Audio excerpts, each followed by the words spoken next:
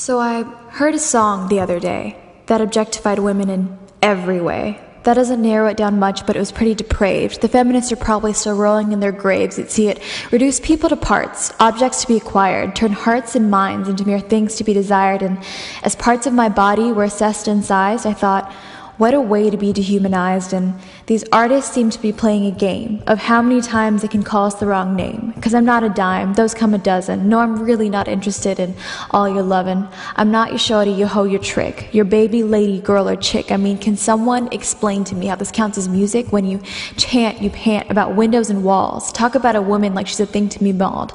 Oh, she's got a big booty, so you call her a big booty? If she had a big brain, would you call her at all? But it seems like I'm the only one appalled that music can make me feel so small.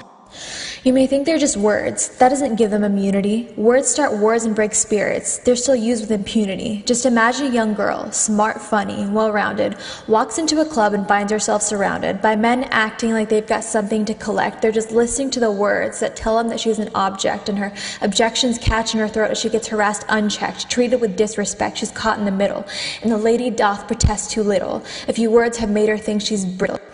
Do you see where I'm going? It's not exactly a riddle. I'm saying, can we turn up the volume but turn down the noise? Stop polluting the minds of our men and our boys with all the rude misogyny and bland homogeny of rhymes and beats so crude and obsolete, because our ears are bleeding from all these cowards. The time is ours. We are ready to devour lyrics that make us feel empowered.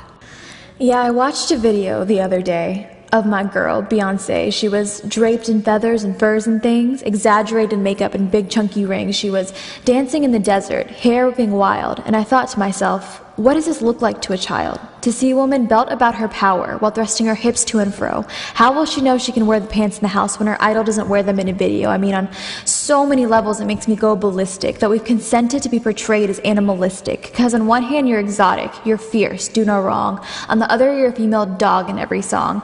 I don't want to be serenaded to my individual parts unless you can look past the flesh and talk about hearts. I mean, does anyone even know that Beyonce's smart? Because if she was a boy even just for a day, she wouldn't have to crawl on all fours to crawl up the charts or shed those fine furs to grace a few album covers. Does her husband have that problem?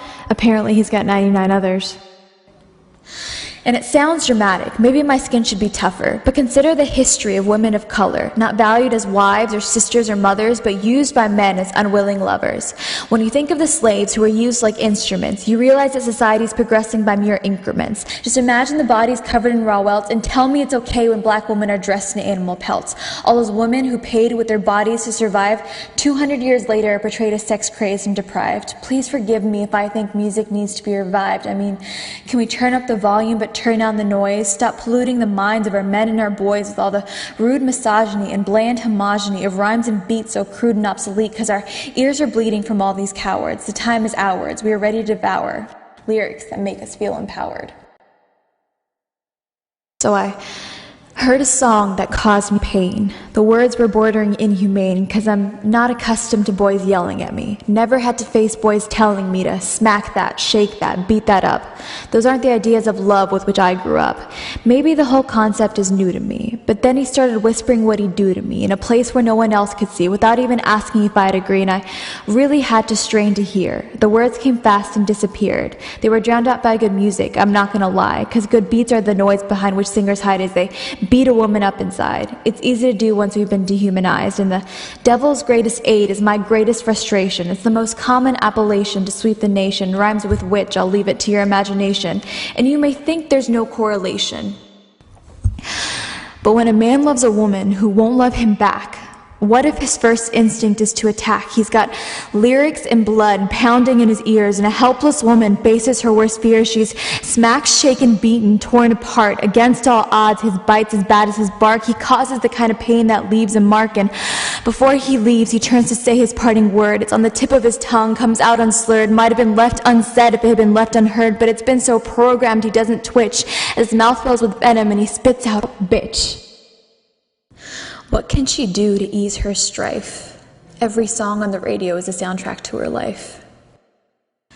So can we turn up the volume, but turn down the noise? Stop polluting the minds of our men and our boys with all the rude misogyny and bland homogeny of rhymes and beats so crude and obsolete, because our ears are bleeding from all these cowards. The time is ours. We are ready to devour lyrics that make us feel empowered. I know it's a steep mountain to climb. It might take a while, but until that time, I think I'd just rather spit my own rhymes.